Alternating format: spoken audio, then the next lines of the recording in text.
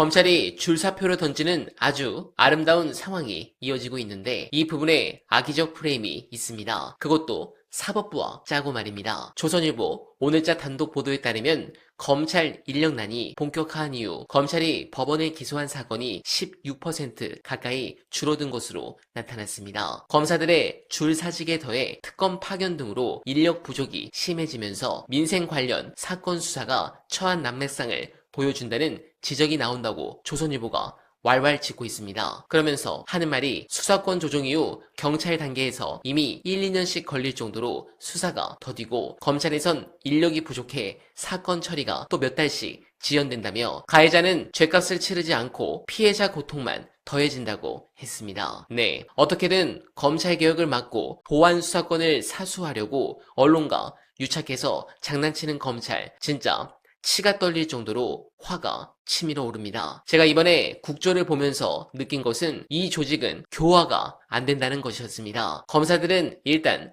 자기가 범죄자라고 생각하는 경우에는 얘를 잡는 게 목적입니다. 심지어 증거가 없다면 증거가 없는 이유는 얘가 숨겼기 때문이야 이렇게 생각합니다. 여당의 위원장을 포함해서 범여권이라고 불리는 사람들은 이 사람들 입장에서 범죄자로 보는 겁니다. 이게 바꿔 생각하면 김만배나 나무, 유동규 이런 사람들한테 진술을 회유하지 않았습니까? 검사들 머릿속에는 계속 거짓말을 하다가 드디어 진실을 말한 거로 보일 겁니다. 특히 얼마 전에는 검찰이 이런 장난질을 했죠. 사건의 팩트부터 아주 간단하게 짚어보죠. 감사원이 고발을 했고 공수처가 수사를 해서 이건 기소해야 한다며 기소 의견으로 검찰의 사건을 넘겼습니다. 그런데 사건을 받은 검사가 보니까 이거 보안 수사를 좀 더 해야겠는데요 한 겁니다. 그러자 공수처가 현행법상 당신들은 우리 사건에 대해 보안 수사 요구할 권한이 없다. 우리는 수사 다 마쳐서 기소 의견으로 올렸으니 그냥 기소해라 라고 맞섰죠. 자, 여기서 검찰이 어떻게 합니까? 기소를 안 합니다. 사건을 서랍 속에 놓고 무려 1년 동안 뭉개고 있다가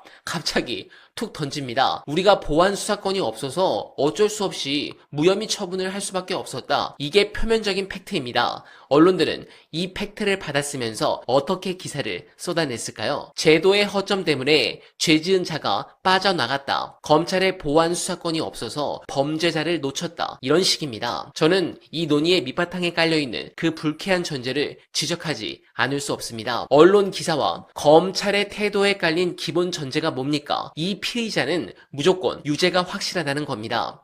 쟤는 100% 범죄자인데 검찰이 손발이 묶여서 어쩔 수 없이 놔줬다는 식의 논리죠. 여러분, 우리가 민주주의 법치국가 시민으로서 상식적으로 한번 생각해 보십시다. 공수처는 자기들 나름대로 기소할 만하다고 판단해서 넘긴 것이고 검찰은 그 기록을 보고 이 정도 증거로는 유죄를 받아낼 수 없다고 판단한 겁니다. 그냥 두 국가기관의 판단이 달랐던 것 뿐이에요. 판단이 다르고 증거가 부족하면 어떻게 해야 합니까? 당연히 불기소를 하는 게 맞습니다. 10명의 범죄자를 놓치더라도 1명의 억울한 사람을 만들지 말라는 무죄 추정의 원칙, 증거가 부족해서 무혐의가 나왔다는 건 제도가 고장난 게 아니라 우리의 사법 시스템이 그만큼 인권 친화적으로 정상 작동했다는 의미로 읽어야 맞는 겁니다. 그런데 여기서 아주 소름 돋는 검찰 특유의 오만함이 드러납니다. 보안 수사권이 없어서 무혐의를 줬다며 자신들에게 다시 그 권한을 달라고 주장하는 검사들의 머릿속엔 대체 어떤 생각이 들어있는 걸까요? 내가 알아. 내 직감에 쟤는 유죄야. 나한테 수사권만 있었으면 내가 탈탈 털어서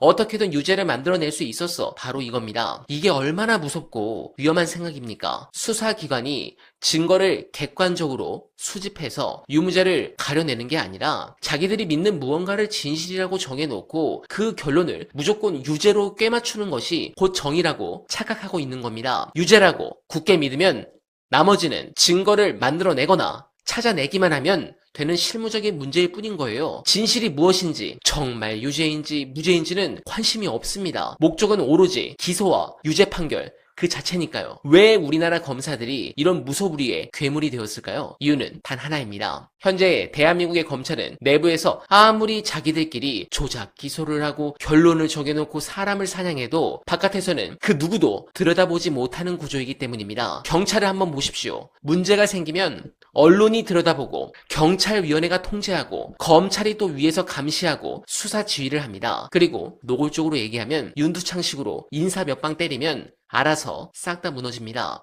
경찰은 퇴직하면 검사처럼 변호사 개업을 할 수 없어 인사에 더 민감한 조직이기 때문입니다. 그런데 검찰의 수사는 누가 들여다봅니까? 아무도 못 봅니다. 없는 죄를 만들어내도 있는 죄를 덮어줘도 처벌받지 않습니다. 기소권을 독점하고 영장 청구권을 독점한 상태에서 견제를 단 한 번도 받아본 적이 없는 집단입니다. 견제 받으려고 할 때마다 어떻게 했습니까? 조직의 명운을 걸고 정치권과 싸웠고 언론과 결탁해서 자신들의 조직을 지켜냈고 항상 이겼습니다. 내가 권력이고 내가 진실이다. 견제받지 않는 권력이 얼마나 끔찍한 확증 편향에 빠질 수 있는지 우리는 지금 그 치명적인 결과물을 매일 뉴스에서 목격하고 있는 겁니다. 여러분, 내가 뭐라고 믿든 그것이 곧 진실이 되는 세상, 나를 통제할 수 있는 권력이 아무것도 없는 세상, 그것은 민주주의가 아니라 검찰 독재 혹은 야만이라고 부르는 것이 맞습니다. 언론이 써내려가는 검찰의 권한이 없어서 범죄자를 놓쳤다는 식의 얄팍하고 위험한 프레임에 속지 마십시오. 물론 여러분들의 정치적 식견의 수준이 굉장히 높아 단 1도 속지 않으시겠지만 정치에 무관심한 일반 국민들은 이거에 속고 결국 우리는 그 부분 때문에 문재인 정부 때 정권을 내준 경험이 있습니다. 그런 부분에서 오히려 우리는 이 사건을 통해 수사권과 기소권이 분리되고 서로 견제하는 시스템이 왜 인권 보장을 위해 그토록 절실한 것인지를 다시 한번 깨달아야 합니다. 견제받지 않는 권력은 반드시 썩고 그 썩은 칼끝은 결국 평범한 우리 시민들을 향하게 되어 있습니다. 관련해 여러분들께서 공감하실 분서 끝까지 봐주시고 여러분들의 생각 댓글로 부탁드립니다.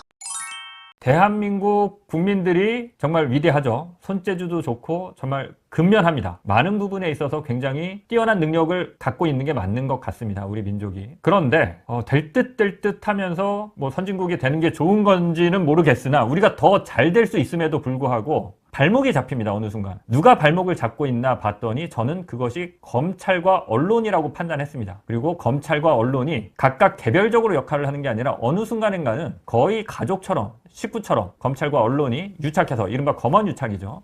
한 팀이 돼서 대한민국의 발전을 가로막고 대한민국 민주주의를 가로막고 심지어 대한민국 경제 발전을 가로막고 있는 게 저는 검찰과 언론이라고 판단합니다. 그래서 대한민국이 망해서는 안 되겠지만 만약에 대한민국이 망한다면 그 시기가 언제고 그 사건이 뭔지는 모르겠으나 근본적인 원인은 검찰과 언론일 것이라고 저는 단언합니다. 제 판단에 동의하시지 않으면 그 부분은 서로 토론을 해서 의견을 좁히거나 서로의 차이를 확인할 수 있는 부분인데 제가 뭐 그렇게 똑똑하지 못하고 많은 경험이 있진 않지만 아무튼 인생을 살아오고 기자 생활을 하면서 이런저런 취재를 하고 경험을 하면서 생각한 제 최종 판단입니다.